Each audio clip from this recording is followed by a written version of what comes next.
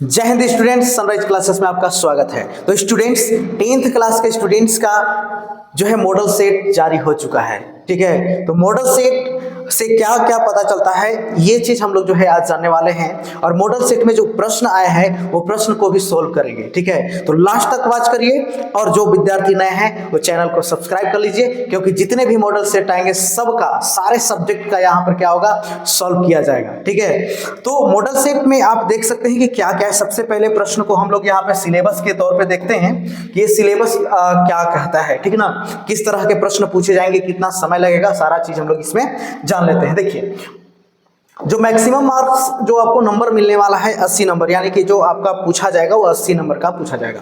आपको टाइम कितना मिलेगा, 3 घंटे। ठीक है, नॉर्मली इतना ही मिलता है सबको, तो ये 3 घंटे आपको मिलेगा। इस प्रश्न में 4 खंड होंगे, जिसमें जो है 46 प्रश्न होंगे। 46 प्रश्न होंगे 4 खंड में, ए बी सी डी, ये 4 खंड होंगे और चारों खंड मिला करके 46 प्रश्न टोटल पूछे जाएंगे। ओके, इसके बाद सभी प्रश्न अनिवार्य हैं। हालांकि कुछ प्रश्नों में आंतरिक विकल्प दिया गया है। एक छात्र से अपेक्षा की जाती है कि वह इनमें से केवल एक ही प्रश्न का उत्तर दे। यहां पे देखेंगे खंड ए में क्या कहता है कि 30 वस्तुनिष्ठ प्रकार के प्रश्न होंगे, जिनमें से प्रत्येक 1 अंक का होगा। यानी 30 प्रश्न पूछे जाएंगे ऑब्जेक्टिव, जो कि 1 नंबर का होगा। खंड बी में आप देखेंगे कि 6 यानी कि आपको 6 अति लघुतरीय प्रश्न पूछे जाएंगे, जिनमें से प्रत्येक 2 अंक का होगा। याद रखिए, खंड बी में क्या है, 6 प्रश्न पूछे जाएंगे और जो प्रत्येक जो है कितना नंबर का है, 2 अंक का होगा। अब देखिए खंड सी की बात यहां पे किया जाए तो खंड सी में देखिएगा कि टोटल जो है 6 लघु उत्तरीय प्रश्न के प्रश्न होंगे, जिसमें प्रत्येक जो है 3 नंबर का प्रश्न पूछा जाएगा। 6 प्रश्न खंड बी में, 6 प्रश्न खंड सी में, और खंड बी वाले जो हैं वो 2 नंबर के होंगे, खंड सी वाले जो होंगे वो 3 नंबर के होंगे। क्लियर। और खंड जो है डी है उसमें दीर्घ उत्तरीय प्रश्न होंगे, जो कि 4 होंगे और जो प्रत्येक 5 नंबर के होंगे।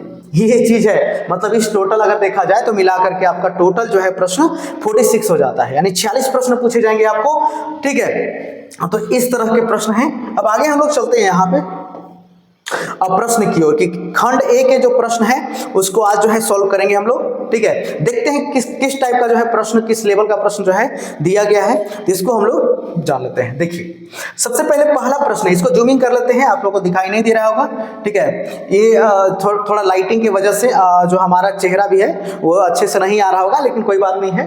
ठीक ना, बस आपको जो लिखा हुआ है उसको दिखाई देना जरूरी है। ओके ना।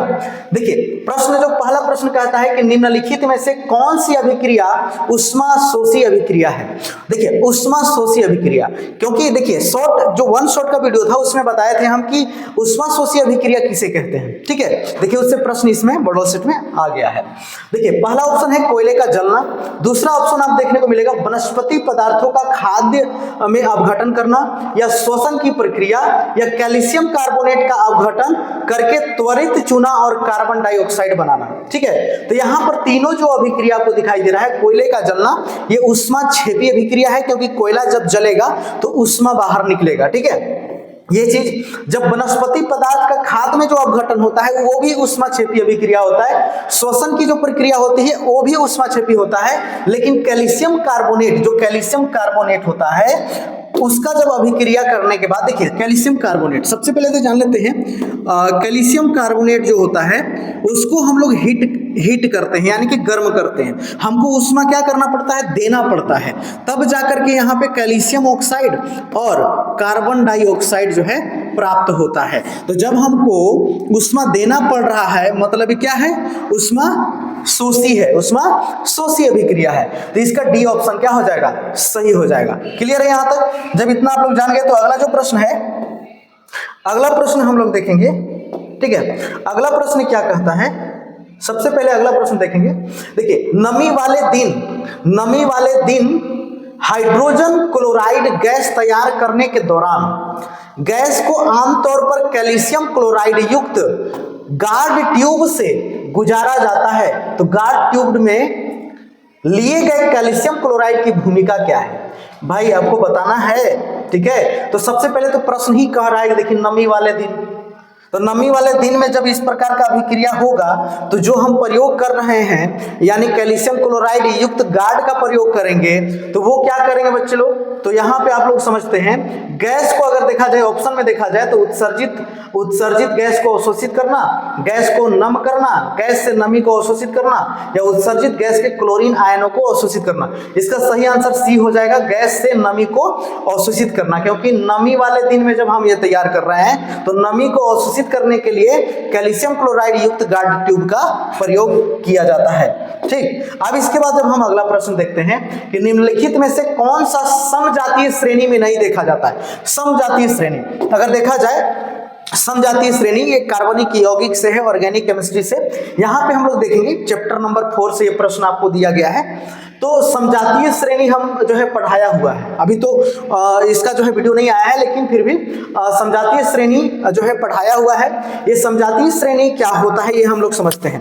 जैसे मान लीजिए कि कोई एक प्रकार्यात्मक समूह किसी कार्बनिक श्रृंखला में जुड़ा हुआ है, जैसे अल्कोहल है, तो जितने भी अल्कोहल वाले जो कार्बनिक यौगिक होंगे वो एक जाति के होंगे, यानी समजातीय श्रेणी में आएंगे। तो यहाँ पर पूछा जा रहा है कि कौन सा समजातीय श्रेणी में नहीं देखा जाता है, तो कौन कौन सी बातें समजातीय श्रेणी में नहीं देखा जाता है, यहाँ पे हम लोग समझ लेते हैं। सबसे पहले रासायनिक गुणों में परिवर्तन, देखिए यही ऑप्शन आपका जो है हो जाएगा आंसर सही। रासायनिक गुणों में परिवर्तन नहीं देखा जाता है। यहाँ पर CH2 और 14U आणविक द्रव्यमान देखा जाता है। यहाँ पर भौतिक गुणों में क्रमिकता देखा जाता है, समान कार्यात्मक समूह देखा जाता है, लेकिन रासायनिक गुणों में परिवर्तन नहीं देखा जाता है। ठीक है ना, तो ये चीजें आप लोगों को यहाँ पर जो है सही हो जाएगा, ए ऑप्शन इसका। अब आगे चलते हैं, कहा जाता है कि निम्नलिखित में से कौन सी द्विविस्थापन अभिक्रिया का हल है। भाई द्विविस्थापन, सबसे पहले तो यहाँ पे समझिए 4 ऑप्शन दिया हुआ है। ये जो है एकल विस्थापन अभिक्रिया है, क्योंकि यहाँ पर केवल एक तत्व का विस्थापन हो रहा है। यहाँ दूसरा ऑप्शन में देखिएगा कि सोडियम और बेरिलियम का जो है यहाँ पे विस्थापन हो रहा है, तो बी ऑप्शन इसका सही है। ठीक है, ये जो है संयोजन अभिक्रिया है, ये भी आपका अगर देखा जाए यहाँ पर, तो यहाँ इसको हम कहेंगे उपचयन अभिक्रिया। ओके, तो अब देखते हैं कि ऑप्शन में 2 है कि नहीं, केवल 2, बिल्कुल, यानी कि बी ऑप्शन इसका सही है। बी वाला क्या है, बी वाला है द्विविस्थापन अभिक्रिया। जब इसके बाद यहाँ पे देख लिए, तब इसके बाद आगे चलते हैं अगला प्रश्न। अगला प्रश्न कहता है कि जल का विद्युत अपघटन एक अपघटन अभिक्रिया है। तो जल के विद्युत अपघटन के दौरान मुक्त होने वाली हाइड्रोजन और ऑक्सीजन गैसों का मोल अनुपात ज्ञात कीजिए। मोल अनुपात कह रहा है, मोल अनुपात का मतलब यहाँ पे समझिए।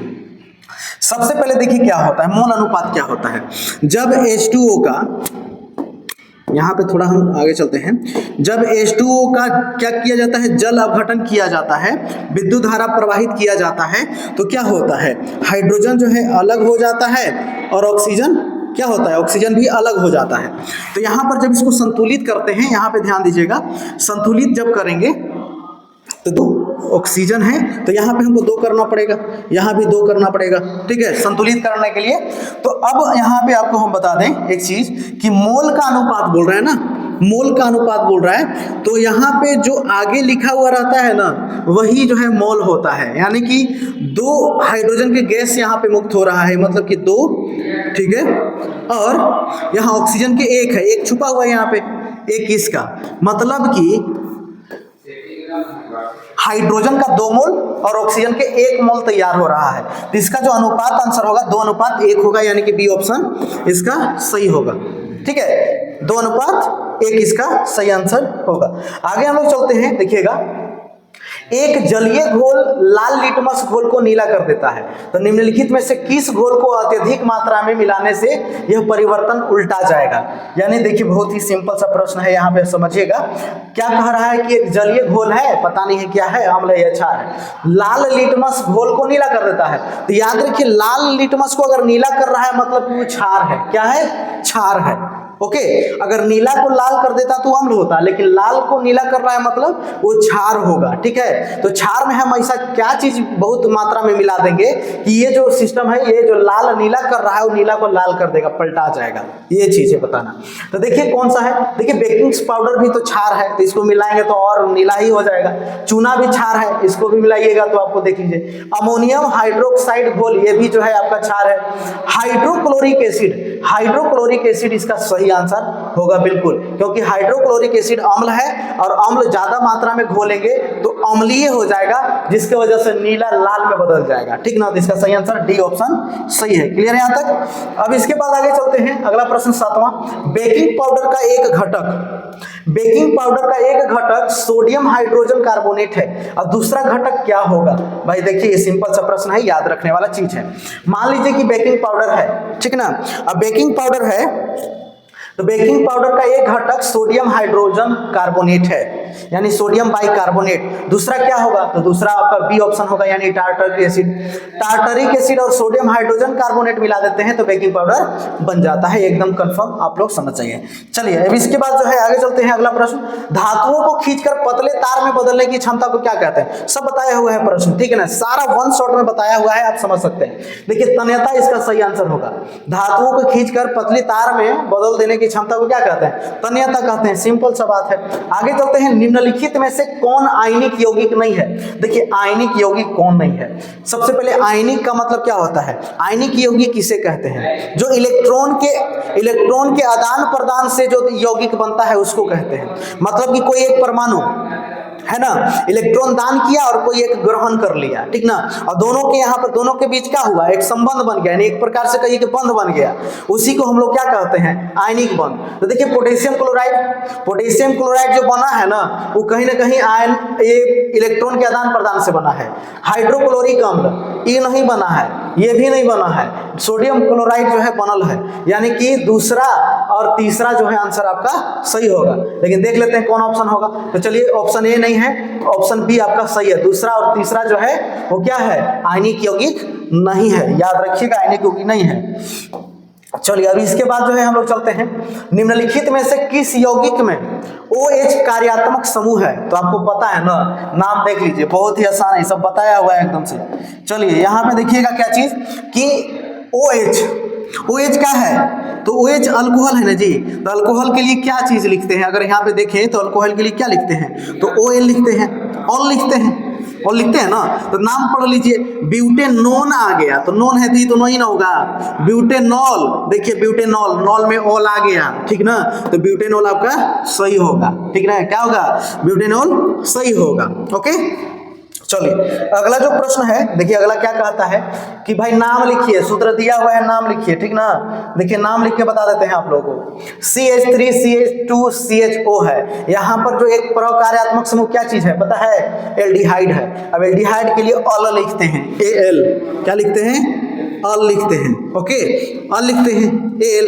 अब काउंट करते हैं, देखिए नामकरण के लिए 1 2 3, यानी 3 कार्बन वाले को, तो 3 कार्बन वाले को क्या लिखते हैं? प्रोपेन, क्या लिखते हैं? प्रोपेन। अब आपको पता है कि अल है तो प्रोपेनल हो जाएगा, क्या होगा? प्रोपेनल। तो बी इसका ए ऑप्शन सही होगा, प्रोपेनल हो जाएगा। क्लियर है ना, प्रोपेनल कैसे हुआ से? चलिए ठीक। तो अब अगला जो प्रश्न है, आहार नली के किस भाग में भोजन का अंतिम पाचन होता है? तो अंतिम पाचन जो है छोटी आंत में होता है, इसका सही जवाब क्या होगा? छोटी आंत। ओके अब इसके बाद आगे चलते हैं, श्वसन के दौरान गैसों का आदान प्रदान यहाँ होता है। भाई कहाँ होता है गैसों का आदान? श्वसन के दौरान गैसों का आदान प्रदान कहाँ होता है? तो भाई देखिए श्वास नली और स्वर यंत्र यहाँ तो नहीं होता है, फेफड़ों और एल्वियोली में बिल्कुल होता है, फेफड़ा के ऑल्वियोली में होता है। कुछ इस तरह से आपको संरचना देखने को मिलता होगा, है ना, देखे होंगे जब पढ़ रहे होंगे तो, कि कुछ इस तरह से जो है पेड़ जैसा संरचना होगा, यहाँ पर गोला गोला इस तरह से जो है संरचना आपको देखने को मिलता है फेफड़ा में, ठीक है ना। तो इसी को बोला जाता है ऑल्वियोली। क्लियर है? तो इसी में क्या होता है? गैसों का आदान प्रदान होता है। क्लियर है यहाँ तक जब आपको हो गया। इसके बाद आगे चलते हैं, मस्तिष्क के बारे में निम्नलिखित में से कौन सा कथन सत्य है? तो मस्तिष्क के बारे में जो है ऑप्शन दिया हुआ है, आप देख सकते हैं यहाँ पे। अच्छा ऑप्शन इस तरह से दिया हुआ है तो आपको देख लेना है, पढ़ लेना है पहले कि जो मस्तिष्क के बारे में बताया गया है वो कैसे है। देखिए पहला कह रहा है कि मस्तिष्क का मुख्य सोचने वाला भाग पश्च मस्तिष्क है। चलिए ये बिल्कुल आपका गलत है, ये तो नहीं है पश्च मस्तिष्क, ठीक है। श्रवण, गंध, स्मृति, दृष्टि इत्यादि के केंद्र अग्र मस्तिष्क में स्थित है, बिल्कुल सही है, यानी कि दूसरा वाला सही है। लार, उल्टी, रक्तचाप जैसी अनैच्छिक क्रियाएं पश्च मस्तिष्क में स्थित मेंडुला द्वारा नियंत्रित होती है, जी बिल्कुल सही है, यानी कि दूसरा और तीसरा इसका सही है। बाकी चौथा देख लीजिए, सेरिबेलम शरीर की मुद्रा और संतुष्टि, क्या चीज है यहाँ पे हम थोड़ा सा आगे बढ़ के, हाँ, संतुलन को बनाता है ऐसा कुछ, तो इसमें नहीं, ये भी नहीं है, यानी कि इसका सही आंसर जो हो जाएगा दूसरा और तीसरा, यानी कि सी ऑप्शन इसका सही होने वाला है, दूसरा और तीसरा इसका सही है। अगला जो प्रश्न आप देख रहे हैं, अगला प्रश्न है बेमेल जोड़ी का चयन करें। बेमेल देखिए छांटते हैं, चलिए ऑप्शन नंबर यहाँ डी से ही देखते हैं। थायरोक्सिन थायराइड ग्रंथि से ही उत्पन्न होता है, बिल्कुल सही है, स्रावित होता है। एस्ट्रोजन अंडाशय से स्रावित होता है, बिल्कुल सही है। टेस्टोस्टेरोन वृषण में बनता है, ये जो है स्रावित होता है, ठीक है, सही है।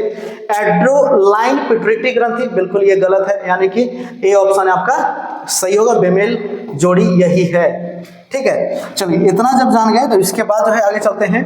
एक फूल में नर और मादा युग्मक अंकुरन कोशिकाएं उत्पन्न करने वाले भाग हैं। भाई देखिए एक फूल में नर और मादा युग्मक, नर और मादा युग्मक किसको कहते हैं? नर युग्मक पुंकेसर को कहते हैं और मादा युग्मक किसको कहते हैं? स्त्री केसर को। तो पुंकेसर में क्या क्या होता है? पुंकेसर में पराग कोष होता है, ठीक है, और मादा युग्मक में क्या होता है? अंडाशय होता है, उसी से तो अंकुरन होती है। तो यहाँ पे देखिए पुंकेसर और परागकोष, तंतु और वर्तिका, परागकोष और अंडाशय, यानी कि सी ऑप्शन आपका यहाँ पर सही है, यानी कि परागकोष और अंडाशय अंकुरित होने वाला कोशिकाएं हैं, ठीक है। चलिए यहाँ तक क्लियर। अब इसके बाद जो है अगला प्रश्न, अमीबा, स्पाइरोगाइरा और ईस्ट में प्रजनन की एक सामान्य विशेषता क्या है? देखिए ये सबसे पहली बात है कि अमीबा, स्पाइरोगाइरा, ईस्ट, ये जो है अलैंगिक जनन वाले हैं। कैसे हैं? अलैंगिक रूप से जो है प्रजनन करते हैं, तो ये ऑप्शन इसका सही है, ओके ना। चलिए अब इसके बाद जो है आगे चलते हैं। नीचे दी गई सूची में से उस लक्षण का चयन करें जिसे अर्जित किया जा सकता है लेकिन विरासत में नहीं मिलता है। तो भाई विरासत में आंखों का रंग मिल जाता है, त्वचा का रंग, शरीर का आकार, त्वचा का रंग मिल जाता है, शरीर का आकार, बालों की प्रकृति, बालों का भी प्रकृति मिल जाता है, यानी कि इसका सी ऑप्शन आपका सही है। शरीर का आकार विरासत में नहीं मिलता है, मोटे हो सकते हैं, पतले हो सकते हैं, ठीक ना, इसमें आपको खानदान में कुछ ऐसा होता नहीं है। आप लोग भी अगल बगल देख सकते हैं, अपने भाई बहन लोग भी देख सकते हैं कि शरीर का जो है आकार कहीं ना कहीं विरासत में नहीं मिला हुआ होता है, ओके। चलिए अब इसके बाद जो है अगला चलते हैं। अगला जो है कहता है कि प्राकृतिक चयन द्वारा प्रजातियों के विकास का सिद्धांत किसने दिया था? तो विकास का सिद्धांत जो है डार्विन साहब ने दिया था, ये तो जो है सबको याद होना चाहिए, तो डार्विन इसका सही आंसर है। अगला देखते हैं कि निम्नलिखित में से कौन सा कथन सत्य है। देखिए कौन सा कथन सत्य है, ये चीज आप लोगों को जानना जरूरी है, ठीक है ना। जी हाँ बिल्कुल। तो क्या है, कौन सा कथन सही है? एक उत्तल लेंस में 4 डायोप्टर शक्ति होती है जिसकी फोकस दूरी 0.25 मीटर होता है।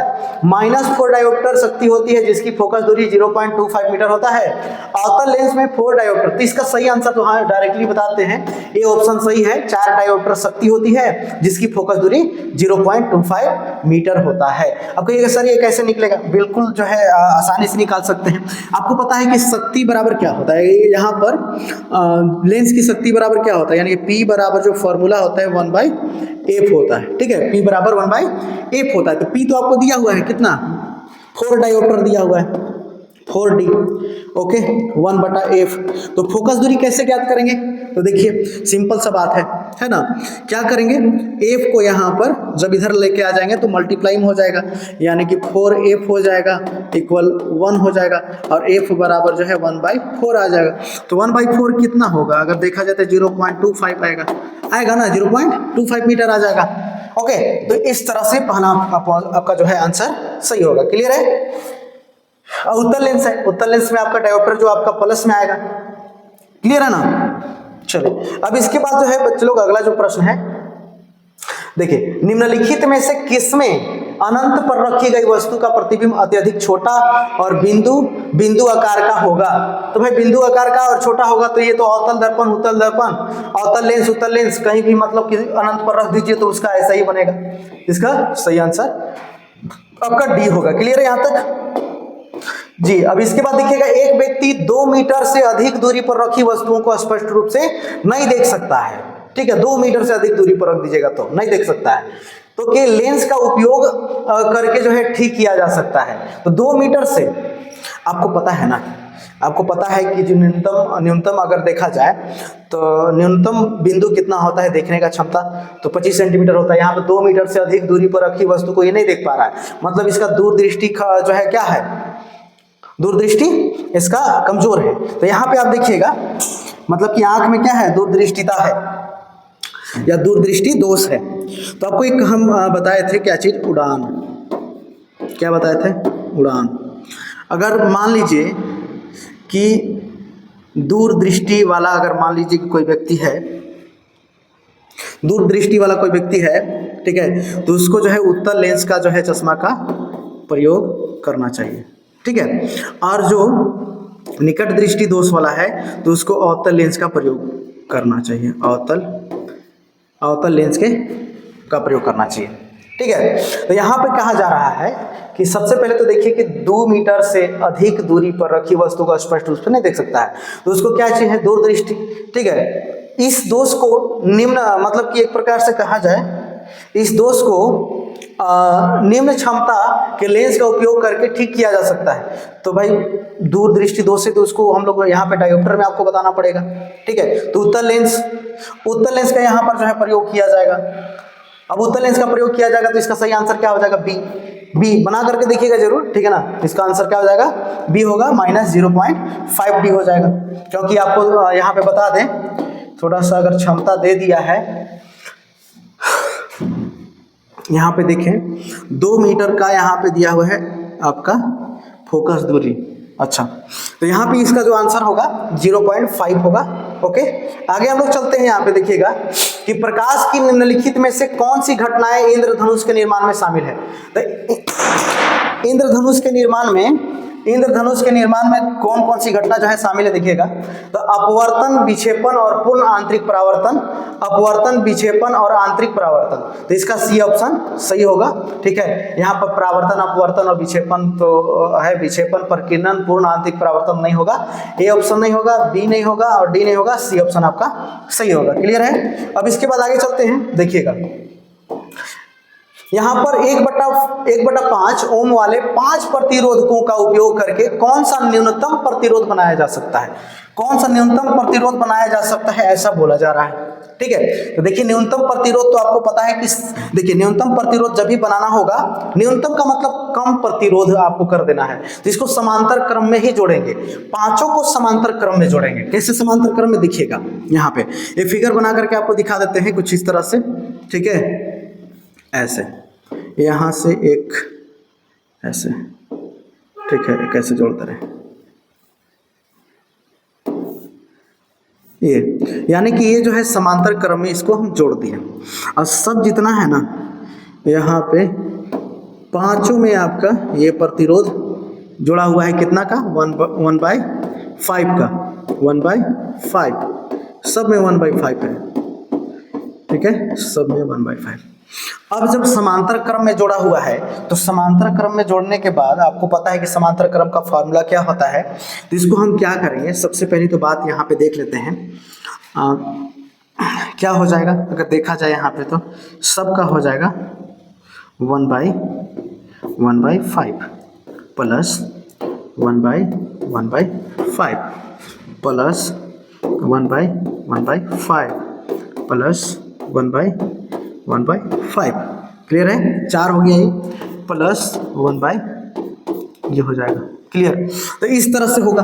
अगर हम इसको बात करें यहाँ पर, ठीक है ना, तो इसको हम अगर पलटें तो क्या आ जाएगा, 5 आ जाएगा, 5 प्लस 5 प्लस 5 प्लस 5 प्लस 5 आ जाएगा।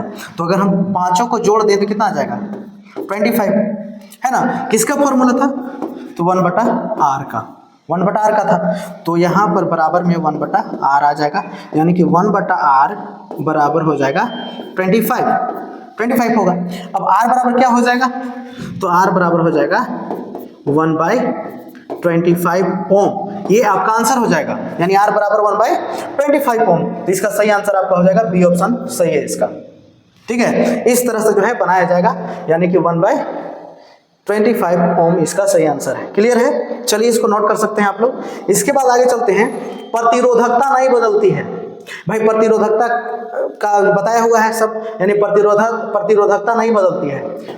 पदार्थ बदल दिया जाए बिल्कुल बदल जाएगा, तापमान बदल दिया है बदल जाएगा, प्रतिरोधक का आकार बदल दिया जाए, चलिए सी ऑप्शन आपका यहाँ पे सही होने वाला है। डी ऑप्शन भी पढ़ लेते हैं, पदार्थ और तापमान दोनों बदल दिया जाए तो बदल जाएगा। ठीक है, अब पदार्थ बदल दिया जाएगा तो पदार्थ का प्रतिरोधकता अलग अलग ना होता है सबका। ठीक है, तो इसका सही आंसर होगा प्रतिरोधक का आकार बदल देते हैं तो प्रतिरोधकता बदलता नहीं है, क्योंकि पदार्थ का एक स्पेशल गुण होता है।